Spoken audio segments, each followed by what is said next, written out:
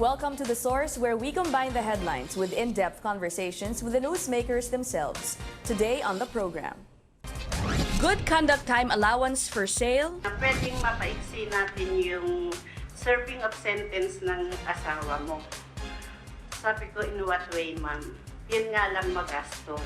Lawmakers uncover more anomalies on the implementation of the GCTA law. Kung may pera ka ba, mauna ka? Kung may pera ka ba, may lagayan ba dyan para mauna? May lagayan sa cellphone. Kung maniniwala hindi ka magkakaroon ng cellphone kung walang lagayan dyan. May lagayan sa TV. May lagayan sa bed, privacy. E lalo na siguro dito, good conduct time allowance. The firing of Bureau Corrections Chief Nicanor Faeldon. I've never been happier than now. Bakit, sir? Relieved. You know, when pag nawala ka ng yok sa balikat. And the president's order for freed convicts to surrender. They are considered fugitive because they were required to turn themselves in and they did not. That's evading sentence. And that's a crime. PBA Party List Representative Jericho Nograles joins us live.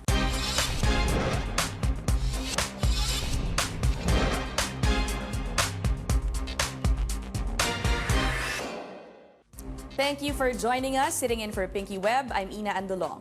Lawmakers digging up alleged corruption activities inside the Bureau of Corrections, with a witness testifying that the release under the Good Conduct Time Allowance Law, or GCTA, can be bought. Also, how big is the problem within Bucor, and will anomalies stop after Bucor Chief Nicanor Faeldon was sacked? We also get to know the legality of the president's order to rearrest freed heinous crime convicts to prison. Let's go straight to the source of the story. Puwersa ng Bayaning Atleta, or PBA Party List Representative Jericho Nograles. Hi, sir. Good morning, Ina. Thanks for having me at the source. Let's start yung latest development at the House probe on the implementation of the Good Conduct Time Allowance Law. Last night, a witness basically revealing what appears to be a GCTA for sale scheme. Well, Your thoughts on that, sir? It's not surprising that there are people take advantage of that. It's either initiated by the prison or correctional officials themselves, or from the families of those who are accused, or the convicts themselves from the inside. Because the GCTA has been going on since the time of the revised penal code. We're talking about the GCTA nowadays because the issue of releasing ex-Mayor Sanchez came to light, and now everybody is scrutinizing the law, and it just so happens that we are now scrutinizing not just the updated version since 2013 with the Supreme Court resolution, as we are also scrutinizing it all the way back to the revised penal code. So, I think as a legislator, you have to dig deep into the process. I see it not as a problem of just law, but a bigger problem in the process itself. So basically, systemic. Sistema yung may problema. And I'd like to share with you the flowchart of this GCTA. Because there, when you look at the flowchart of the GCTA, you will see that there are many points where you can actually put in corruption. You can put in negotiation, because every single decision point, granting, evaluation, screening point, and even in appeal, pwedeng pumasok ang corruption dyan. Later on, we'll talk about that flowchart that you provided for us. We're still preparing the graphics for that. But you mentioned you weren't surprised dito sa GTA for sale scheme. Do you think this really has been happening for a long time, specifically since the law was passed in 2013? Well, we have more reason now to believe that it's rampant. Because if you look at the numbers themselves, the numbers will not lie. So the Bucor shared numbers to the press on August 28. And they said there are about 22,000 GCTA convicts that were freed from 2013 to 2019. However, on September 2nd and September 3rd in the Senate and the House respectively, the Bureau of Corrections shared a different number. They shared 18,000 GCTA prisoners What do freed. you make of that? Well, Kapag that they're alone, presenting that kind of different numbers? inconsistency alone says that they've got something wrong with the records. And when there is something wrong with the records, then there must be some hocus pocus that's going on there. And that's that alone says that there's corruption. That begs that conversation. And the question is, who has the capacity to change the numbers or to change the figures? And if you noticed in the hearings of the Senate, there was an admission that ex-Mayor Sanchez had a very whistle-clean record. And that's impossible. You check it with the news reports. You've got drugs, you've got air conditioning, you've got kubol. So that alone, makikita mo, may problema na yan. So corruption within the Bureau of Corrections, yes, absolutely. Rampant, yes, absolutely. Who's to blame? That's up for investigation. Okay, let's play first a soundbite from the witness last night at the Senate probe, Yolanda Camelon, talking about the GCTA for sale scheme there. Serving of sentence ng asawa mo. Sabi ko, in what way, ma'am? Yun nga lang magastos. Maaari po yung mga February rin po nung sinoli ko po yun. Ang sinasabi ni Miss Camelon last night was she gave a total of 50,000 pesos in a span of a month, basically, February. 50,000 pesos, and she seems to be, an ordinary a wife of one of the convicts there. Kung 50,000 pesos sa kanila, how much do you think, if ever, could it, how much could it cost for more high-profile convicts? Well, we can only estimate that, and I don't But think definitely anybody that will gives us a good inside the idea Bureau of of how much, Corrections. no? But if we work on 50,000 pesos, multiply that by 20,000 convicts released, that's in the billions already, Ina. So you can see that if there is corruption there, and I believe there's corruption there, there's a lot of money talaga in releasing prisoners. And why is it that it was possible?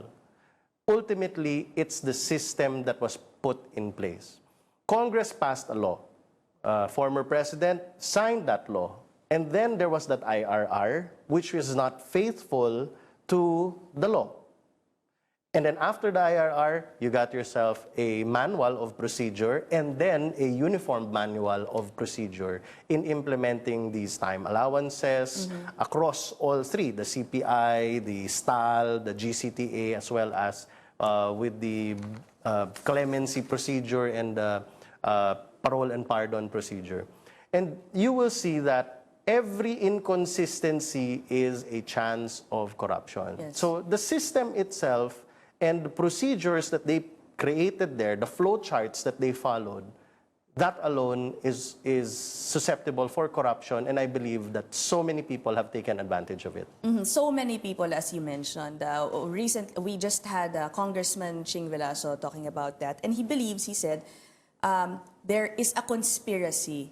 So parang, can you give us your thoughts on just how big itong, what could be a conspiracy inside the Bucor is, kumbaga, among Bucor officials, and from employees ba na mabababa ang rango up to the highest level? It's hard to point fingers at the moment, but here we're already showing the flow chart, and you could see at the very beginning of the flow chart itself, there is it says there automatic screening and evaluation of PDL by task. That's the first step. That's the first automatic step. screening and evaluation of the convicts, basically. Person Yes. deprived of liberty by the time allowance supervisor. Okay, my question is, again, it says automatic screening. The convicts don't need to apply for GCTA? Precisely. So regardless of whether you are a recidivist, regardless of whether you are an escapee, regardless of whether you are convicted of heinous crimes, according to page 21, where it says Section 9, diagram of grant of time allowance, there is an automatic screening. So with that kind of automatic screening, nawala na lahat ng mga exceptions. And then, makikita mo, by task, so that's the time allowance supervisor, so that person is the first step in the process of releasing prisoner. And that is a government official. The time allowance supervisor is the government official. Afterwards, ipapasa niya sa MSEC. A different committee now. Yes, it's a different committee. Now, the MSEC stands for Management, Screening, and Evaluation Committee. And the MSEC will deliberate all the PDLs that are forwarded by the TAS. And so here's the question, who are the MSEC? Okay. The MSEC are composed of different personnel within the Bureau of Corrections and the provincial jails and the BJMP in each facility. So meron MSEC sa Bilibid, merong MSEC sa Palawan, merong MSEC sa Dapicol and 2 other penitentiaries, and merong MSEC sa lahat ng mga provincial jails and city jails and municipal jails. May mga MSEC yan. And so that's a lot of people who are supposed to deliberate. However, it makes you wonder, how fast do they deliberate? You have to consider that the people who are deprived of liberty went through a due process of law. They were filed cases from the city fiscal, and then go to the RTC or the MTC for trial. No, but technically it's the RTC. RTC for trial, and then if it goes to an appellate court, goes to the Court of Appeals, and then the Supreme Court for finality of judgment. So it makes you wonder, how fast do they do that? And the numbers again gives you a clue on how fast they process prisoners. Sir, what are the dangers of having this type of process? As you mentioned, they don't need to apply for it, and then different groups assessing, evaluating, making the recommendation. Here. Ano ang danger with having this type of process? Let's go straight na lang to the flowchart itself. So, if the task will not forward it to MSEC for deliberation, when would ask for money in a facility, then may pera na yan, may corruption na yan. If the MSEC will sit on the deliberation, then may pera na naman yan. If the MSEC will have a negative resolution or a negative recommendation, tapos pabalik na rin, may pera na naman yan. Tapos if the approval or disapproval will be appealed to the higher authorities, then may pera na naman yan. So, every single point of this flowchart, meron talagang chance na mangurakot. At ang katakot-takot dito, makita mo sa buong flowchart na ito, it is only within the Bucor or the BJMP yung proseso na ito. Ibig sabihin, localized ang posibleng mga corrupt activities dito. Hindi nasisilip ng DOJ, hindi nasisilip ng Supreme Court, hindi nasisilip ng Kongreso, hindi rin nasisilip ng PNP. So, kung hindi yan nasisilip at walang check and balance, then talagang pwedeng i-corrupt yan. So, isang lusot lang yan, magiging formula na yan ng paglulusot ng malawakan. Okay, maybe after the break, we can talk about your suggestions on how this flowchart could be improved. We'll have more of PBA Party List Representative Jericho Nograles later on in the show. This is The Source on CNN Philippines. Please stay tuned.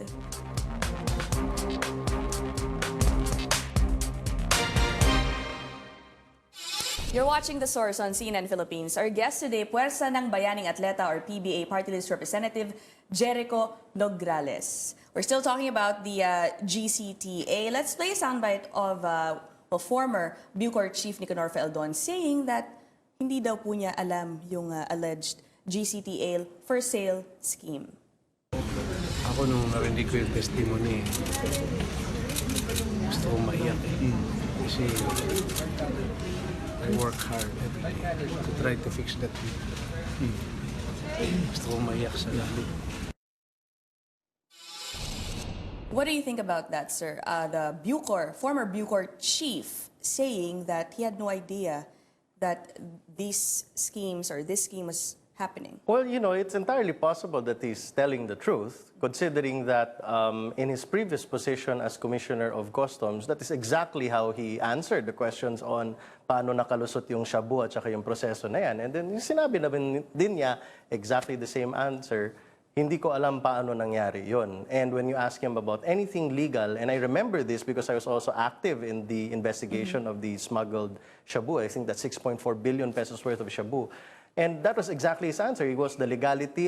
He looks at the lawyers and basically he doesn't know. You know, it's either he's inept or unqualified. But How does this reflect on the type of leader that he is?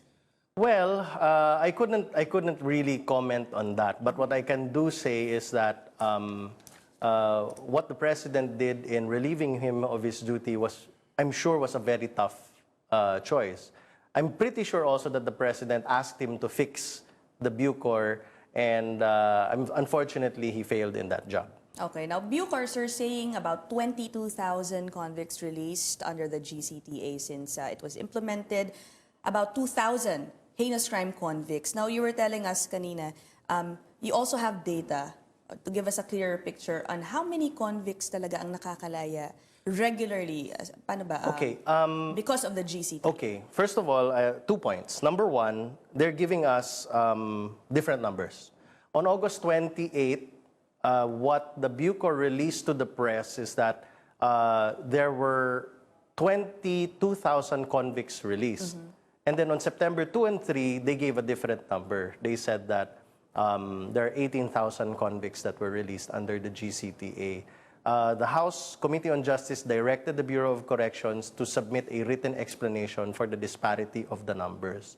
And aside from that, they also mentioned that in the numbers that they presented on September 2 and 3 is that they released 11 convicts under GCTA, which is probably a big question as well, because the GCTA did not have its implementing rules and regulations until 2014. So it's also possible that the 11 that they released in 2013 has been totally illegal, but we will wait for their written explanation for that. Now, as to the rate of release of prisoners, let's look at it this way.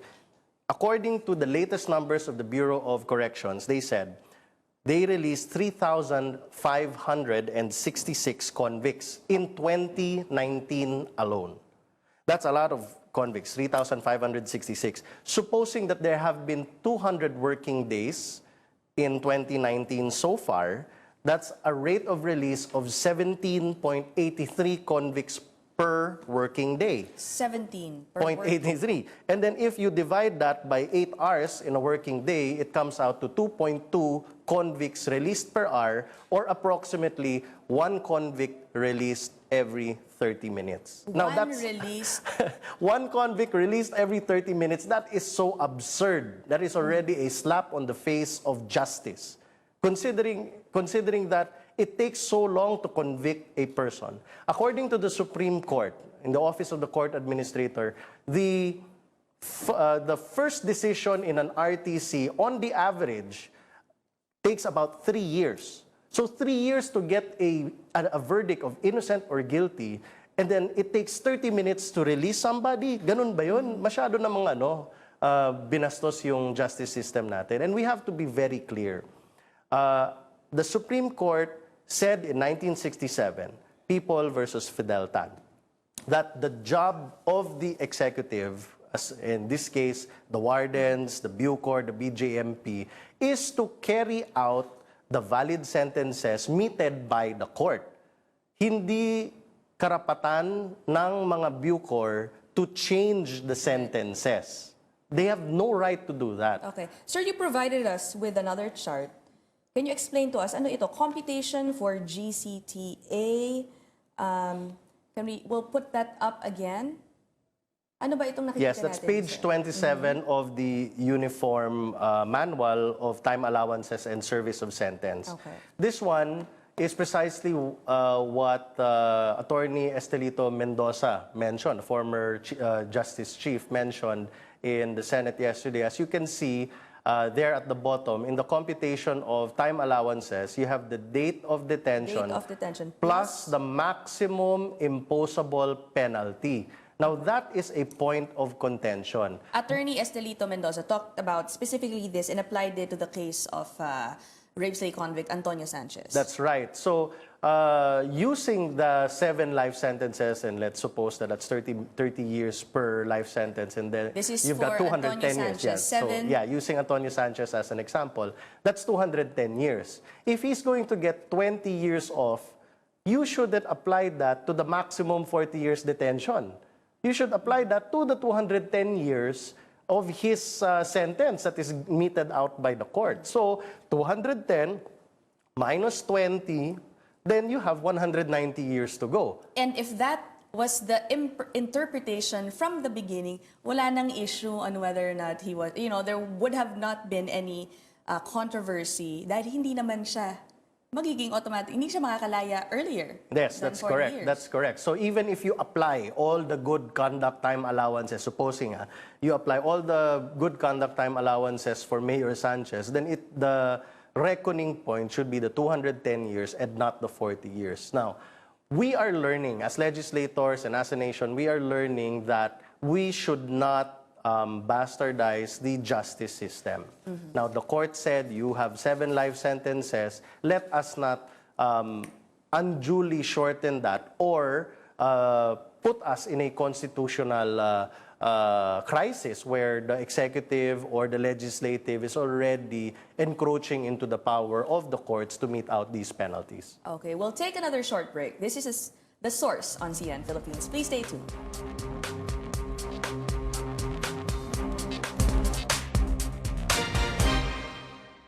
You're watching The Source on CNN Philippines. Our guest today, Puwersa ng Bayaning Atleta or PBA Party List Representative Jericho Nograles. We're still talking about the GCTA. Now, Malacanang is saying that perhaps there needs to be also, kailangan din daw pong tingnan yung previous Bucor officials for possible liability in the release of yung heinous crime convicts. Specifically, this was also mentioned by House Justice Committee Chairman Congressman Ching Veloso. What do you think about that? Dapat ba it shouldn't stop at Nicanor Faeldon? To cast no doubt to the public, because the public is enraged, we have to admit that. And we have to work in a government of transparency so that people will be assured that we're trying our best to follow the law and rectify whatever mistakes are there. This should not be a political witch hunt. That is what's important. And so far, from the reviews that I get and going through all these documents, it seems to me that the power of the Bucor Chief is more on the appellate side, and most power goes into the MSEC.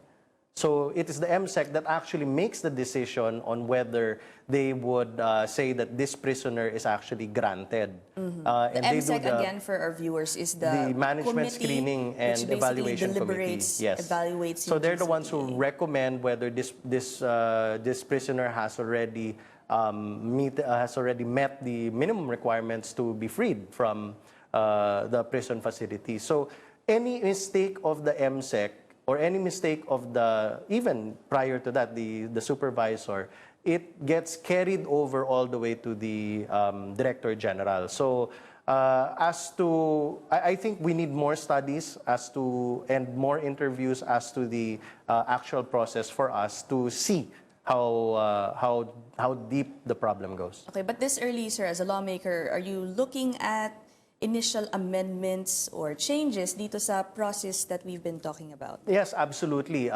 Especially in the reckoning point, where does it begin? Especially for prisoners, with multiple sentences?